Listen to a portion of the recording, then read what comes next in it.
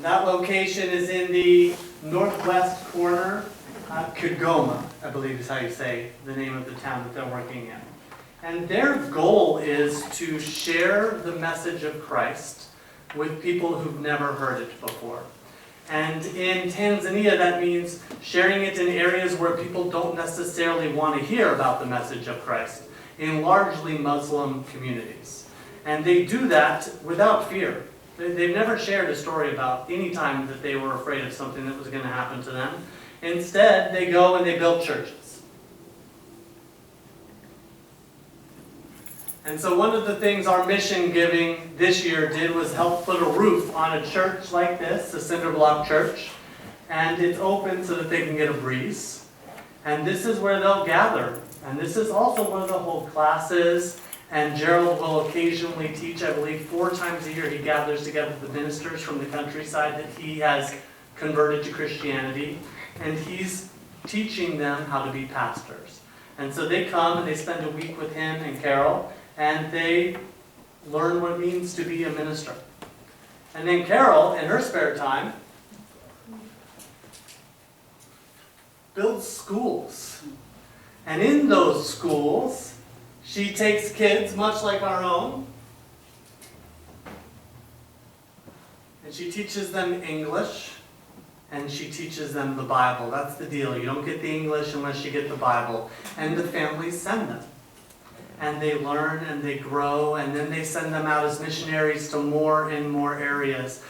We forget a lot of times in our country the privilege we have of being able to speak about our faith. Even though sometimes it feels that in our current age those rights are being encroached upon, we still have an amazing amount of freedom.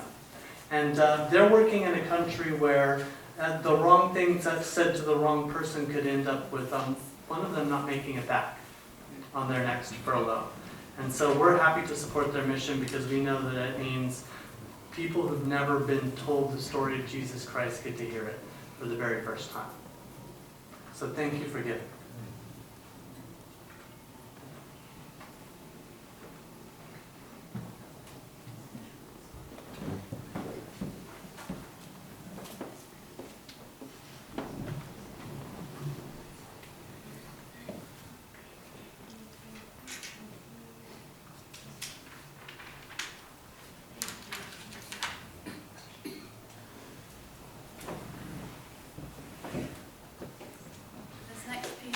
Is actually in German.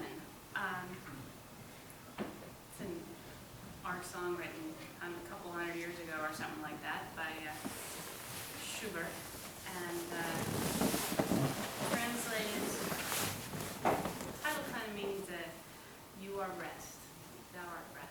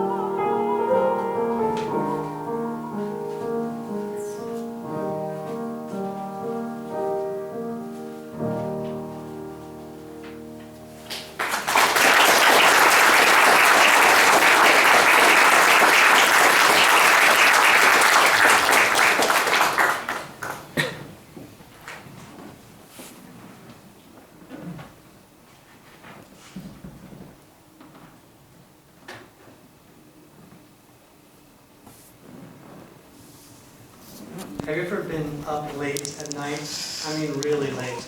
Past when good TV's on. I think only adults will understand what I'm talking about because now with cable there's always something on, right? But when I was growing up, there was a time, right around 11, 12 o'clock at night, when there was just nothing on anymore. And there were ads. And there was oftentimes a guy walking through Africa talking about how for just for the cost of a cup of coffee a day, you could change a child's life. There are a lot of organizations that seek to feed the children of our world. Our church supports one of those groups, and it's called Little Children of the World. We particularly support the mission that they have in the Philippines, in a town called Dumaguete City. Their goal is to educate children and raise them up in the way of the Lord. And they do that in the most basic of ways, which is providing them everything they need, because they have nothing. And so they begin by bringing them in from the countryside, away from the shacks that they live in and the begging that they're doing. Oftentimes they'll have one or two parents that are working, and it's still not enough to put a piece of cardboard on the floor. That would be their bed. Without that piece of cardboard, they sleep on the dirt. There's often only one mat per family and 3 or 4 or 5 family members trying to sleep on a straw mat. And so we have, in our Sunday school group, adopted kids. We have 3 adopted kids, and I think now we are up to almost 10 for our church that are supported by people in our congregation for $35 a day. I'm sorry, a month. A day, that'd be a lot, right? They could go to Harvard. They still couldn't go to Harvard, but still, that'd be a lot of money. So for $35 a month, we support our children. I support a child as well. I know many other people in the congregation do. And what that $35 gets us is health care for the whole family. Our congregation also supports the Consuelo Boys Dorm, which is for kids who have no families, that were found wandering the street and needed a place to live. And they've brought them into a compound that they have set up over there, and they educate them and feed them and clothe them and provide them for all of their needs. They provide families with medical care. Part of that $35 covers health care coverage for the whole family. They feed the kids that stay on site during the week. Most of the kids stay on site because it's a couple of hours to get home, and it's just simply not safe to be traveling the roads at night. They also provide food packages for the families that aren't able to be participating. They only take 1 child per family. The theory is that if you teach 1 child so that they can get an education and you pay for that whole education, they'll be able to lift the rest of that family up. So they provide food. They also provide job or trade training for the parents. So in this picture, which is blurry, they're teaching them how to make sausages. In other jobs, they teach them how to raise pigs. They sort of go together. And they do all types of knitting and crafts, and they're trying to get the parents to be able to support themselves while raising their kids. And then finally, they do work improving their homes, from providing floors to improving the materials that are being used on the roofs. I believe last year they upgraded 50 people's homes, which would affect anywhere from 200 to 250 lives. They insist that anyone who's participating in the program worship every Sunday. Now, I said they live 2 to 3 hours away, so before dawn breaks on Sunday morning, families gather up their children that aren't participating in the program, and they walk down out of the mountains, down to the facilities for little children in the Philippines, and they gather together under a large steel-covered roof, and they worship, regardless of the weather, every single Sunday. If the family doesn't participate, the child is not allowed to continue in the program, and therefore they take it very seriously and they make sure that they're there. They start with little kids. Oftentimes, their first experience with school happens with little children in the Philippines schooling. And then for those that choose to sponsor their children through college, the group will go all the way through job training. Now for them, college job training might mean learning how to be a person who works at Pizza Hut. And that's a very good job for them. And every once in a while we'll hear that one of our students has gone on to nursing or police or other higher white-collar jobs. But they're very happy to learn just enough to be in the hotel motel trades, which is a good job in the Philippines. Like I said, Little Children of the World does this for $35 per child. And they do it because they went there and they saw what was happening, and when they came back, they talked to their church. And next thing you knew, that church had bought a piece of property, and they had built a building, and they started teaching a couple of kids. And we've met Glenna Waller, who started the program in the 90s. And since then, they've educated hundreds of children in the Philippines. The lesson of this story is twofold. First, that every dollar we give towards missions matters and changes lives. And second, you in your life can be the next Glenna Waller, who sees a problem and has a big vision and makes it happen. So as our church continues to support missions, we also look to support people with big dreams. So we hope that you, as you grow or as you mature, you follow those dreams and you use the energy you have here on this earth to make a dramatic difference in the life of at least one person, hopefully hundreds and thousands.